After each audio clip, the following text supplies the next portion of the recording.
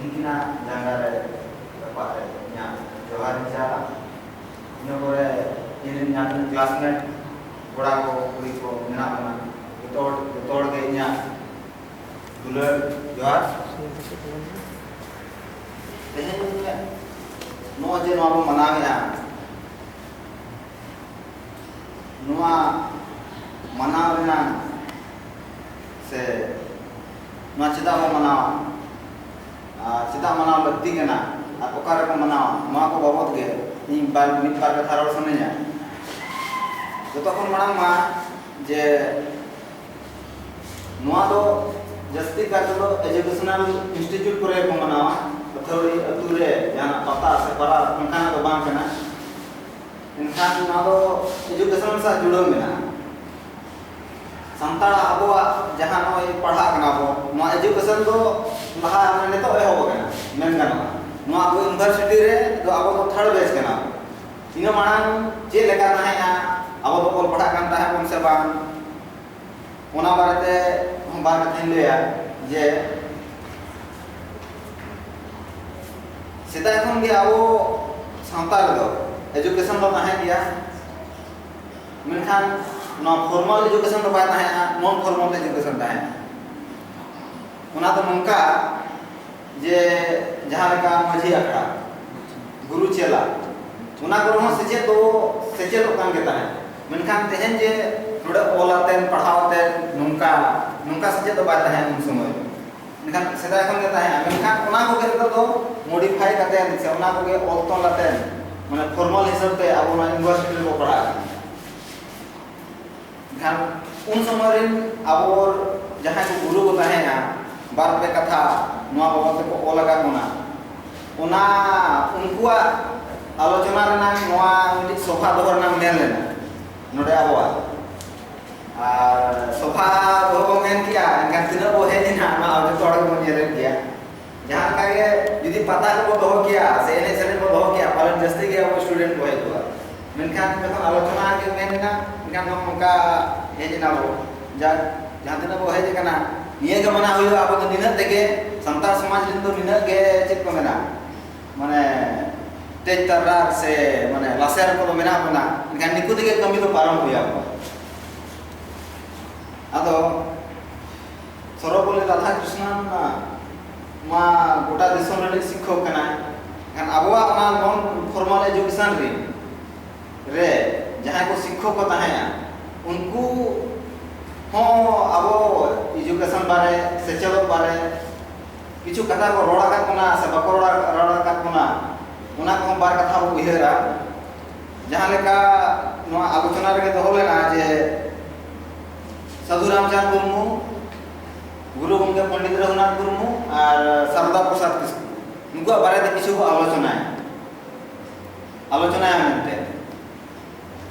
चिकाते जदि अब मेना जे सर्वपल्ली राधा कृष्ण नुमा दिसो मोड़ी कान गया ठीक गया किंतु आबोरे एहब दो अब मा उनको नुमा बाबो नामे कना नु तो जतो हड़ी कना माने चेक को मेना इन जनरल कना मेखान आबोरे दो गुरु गंगे मेन गनवा साधु रामचंद्र मुर्मू मेन गनवा और शारदा प्रसाद किस्कू लेकन को नुकु मेन गनवा जन उनको हो अब तो ऑल पढ़ा बारते ना सेचेदो बारते को लय का कोना नुई तो होइना आदर्श शिक्षक मेनखान आबोरन गुरु को तो लय गया जे कम से कम मानन तो स्कूल चला पे मानन तो स्कूल चला पे चिकाते आबोआ एजुकेशन में सेदा एखन लिचड़ गया अब ऑल पढ़ा तो नेतो को हिजुक कना यदि नोडा को हेजे कना बेस्टिक को ऑल पढ़ा कना नोआ पाल बांग कना चिकाते आबोआ सिलेबस से किताब को नेतो हम परिपूर्ण होरिया इनका नोआ करना दायित्व तो आबोआ कान गया उनको किछु को मेना करना उनको किछु उनको मा ओना कमी रे को चेक ना लगा होता है ना तो माने आबोआ मा दायित्व कना जे उनको जहां को कोराव लेया ओना वो और डहा को पंजाया उनको कमी माना से बोलाया नोआ जे देन नोआ शिक्षक दिवस को मनाया नोआ ना उद्देश्य तो इना मेनते तो चेक कना आज वो उइहरे कना आज चेक को कोरा हटो लेया चेक को ज्ञान एम हटो ले उना को माना से बोलाया नोडे जे देन महाबला को आराव किया धूप धुना को जलाव किया नोआ दो माने चेक ना जथेष्ट तो बांग कना अब उनिया कमी जदि बाबो लहा दाड़े एनखान नोआ मना रना कोनो मतलब ᱫᱚ ᱵᱟᱭ ᱛᱟᱦᱮᱸ ᱞᱮᱱᱟ ᱤᱧᱟᱹᱜ ᱩᱭᱦᱟᱹᱨ ᱛᱮᱫᱚ ᱱᱚᱣᱟᱧ ᱢᱮᱱᱟ ᱮᱱᱠᱷᱟन एहब दिन मेना गुरु गंके पंडित रघुनाथ मुर्मू बारेते उनी आजा मिट्टी लाचार सेरें पतोब रे ऑल ले आय किछु सेरें ऑल ले आय दोंग सेरें एहब रे ऑल लगा जे ऑल मेना तमा रोड मेना तमा धर्म मेना तमा आमहो मेना ऑल माल ले रोड माल ले धर्म माल ले आमहो आदो इना परे ऑल लगा अमा ओड़ा लगी अमा दुवर लगी जहां जो बाय नेल आमगे नेल में अमा जाति लगी अमा धर्म लगी जहां तो बाय नेल आमगे नेल एहब दाबा ऑल ताम जुदी मेना और रोड मेना और धर्म मेना इनखान तो आमहो मेना और दोसार तो नोआ गे लई आज आबो मा डिपार्टमेंट आबो नोआ लगी तो आबो के नेल होया बना एटा हो तो बाय नेला एटा डिपार्टमेंट तो अडी चेहरा एने जे आको सेरेनी आको कोई दाड़े अडी हर कोड़ा माबू येरा जे आबो डिपार्टमेंट तो चिन्ह बाय कर उनको निया को चला से उनको तो अडी चेहरा का पराय मेनखान जुदी निया हो बाबो करावा एनखान तो चेत को मेना आगाम दिन लगी तो मिटी डहार को बंद का नाते निया देके कम से कम जहां तना मेना कोना इना देके आबो लगी तो आबो के करा होया एटा तो बाको करा आबोरन गुरुजन मेना किना उनकिना उनकुआ बुद्धि दिशा को हतावा बड़ो को हतावा और लाह से को चला इना पर ओनार के ओलका जे एंगान को अपुन को ओल ताबो देबो दुलड़ के चांदो बंगा थुमात बना मनमी रे को जाना मेना मनमी लेका ताहन बन रकेमा मा गुरु गंके लक्चा सरे बतब रेना केना जे चांदो बंगा थुमात बनते अब तो मनमी रे को जाना मेना इनखान मनमी लेका ताहन बन रकेमा मनमी चे लेका को ताहन केना अब सुमुंग मनमी मेना बना संताड़ कना बो अबो के कना बो ओना कथा मा बांग कना दिसोम रे आरो मनमी मेना को उनको चे लेका कते को ताहन कना अस्तित्व को बचाव को दोहो का उनका तो अब ताहन हुए हुआ बखन तो अब चिका को ताहन तेहेन अब नोडे गोटा ना कथा के मेना वेस्ट बंगाल रे तो बांग्ला ना परसम झारखंड रे तो हिंदी ना परसम उड़ीसा रे तो उड़िया ना परसम ओना ना अड़ीते पड़ाव करना रोड को दिकु को समान रो लजा कना उनको लेका अब बाबो रोडया मेनखान जुदी बाबो रोडा इनखान अब तो चिका बो ताहन अब अस्तित्व चिका बो बचावा आको तो आको रोडते जतो को चेत को मेना माने आगम प्लेन दियर कोना मेनखान अब तो अब जुदी बाबो येया ना उनको लेका तो बाबो ताहन रे नोआ के गुरु उनके मतलब मेन के आजे मनमी लेका ताहन बुर रे केमा मनमी दिसम रे जान का को ताहन कना अब उनका को ताहन इना पर ओलो बारे ते हो ओना लगता श्रेणी रे के ओल लेया जे गिदरा को ताबो बाबो ढिलो कुआ ओलो पढ़ाव डहार को पांजा ओचो को उनको के ताबो आबोरिन आगाम दो उनको चितान रे मेना जति दाड़े दो आबो तो गिदरे कना आबोरिन बाय बाबा नोडे और पढ़ा को भेजा का मना उनको को भेजा का कोनते बो पढ़ा का आबो बाको ढिलो का मना नोआ कथा तो उनी मेन हटो ले आय गुरु गंके लक्चा सरें दो अड़ी मणा रे इन्हां दिन ओले अपना तो 2002 रे वर्षन कना किंतु नोआ दो अड़ी मणा रे ना कना माने उन समय दो आदर्श शिक्षक रे कथा तो दूर ना स्कूल चला भेजा रे ना उनको तो चिका को भेजा बना ओना बार को ले का बोलता है ओना इनखान नेतो आबो दायित्व कना जे आबो बेस्तबो पढ़ामा और बेस्तबो चेदमा प्लस नोंका नो जे जहां रोडे है माना है जा मालिक तो माने माना खन के के खोजा और नोआ तिंग नोआ ये बार तो नु तो जति धर्म नोआ बार ते ढेर ले किया उनका के सधुराम चांद मुर्मू उनी हम जति धर्म मारे ते ढेर रोड किया ओला का आय कविता कते इनखान जतो के जति धर्म नोआ को बारते अड़ीजोर को माने चर्चा आका बना ओना सलाते आर बिन हर जति धर्म बारते ओला का उनी तो इतना रामदास टुडू रेस्का उनी हम धर्म बारते उन समय नुको तो को ओल लेया जहां तिस अब तो दिकुआ धर्म के ओरसम कान है उन समय धर्म ते जति ते पंचाल लगी अब को रिकल कोना गनते हैं नोआ आलोचना आकार दो इया मिटी नोआ उयहर ताया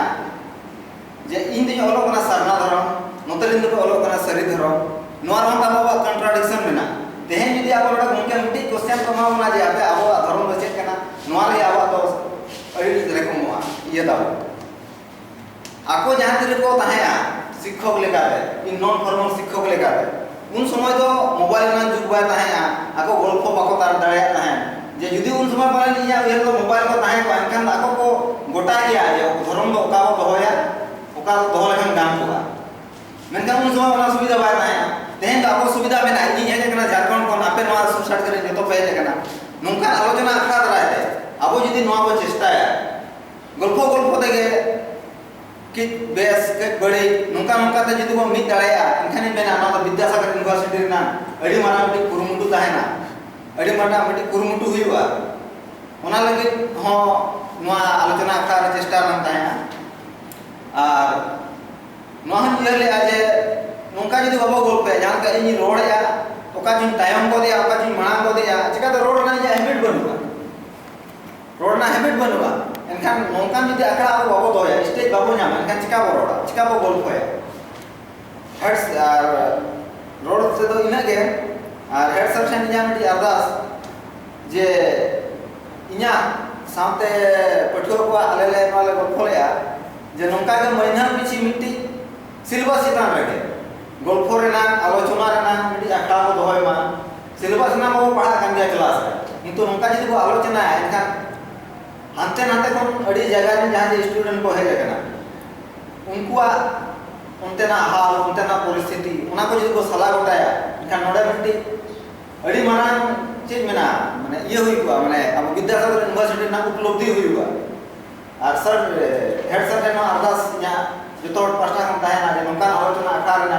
दान मालेया जहां तो आले करा दाड़ाया और नोआ आपे गे अयुर लेबे जे आले नोंका ले आलोचनाया तेहे निकली इन रोड दाड़ाया कना उनको हम के खरोड़ा रोड तेगे रोड होले सेनाया जेमन नोडे कोन रोड काते बाहर रे नोआ कथा को किछु आलोचना दाड़ाया इना दो साहस कम से कम नोडे ना स्टेज एमाले पे और सामते नवा गिद्रे को हिजुक कना ना नियम माना जहां को ताहेया उनको जहां को कोरा हटो लेया ओना आले को एम हटो आलेया आले नोले चेष्टाया जे नोका आलोचना आखड़ा काते हिजुक कान दिन रे आरो पठुआ को नोले दिलावा को जे आले मानते दादा तो को किछु गान को कोरा हटो का नोकान कमी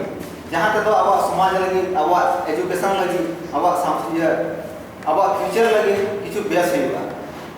नोआ को उहर भावना इया रोड काते सर ठेनी अरदास ताहेना जे नोंका आखड़ा कोरा रना दाव मालमा और इन परे आजा व्यक्तित्व किछु इन आजम सनेया जे नोआ आखड़ा लगी चेल का जे उहर का से बाय उहर का नोआ बार बार कथा रोड हेड सर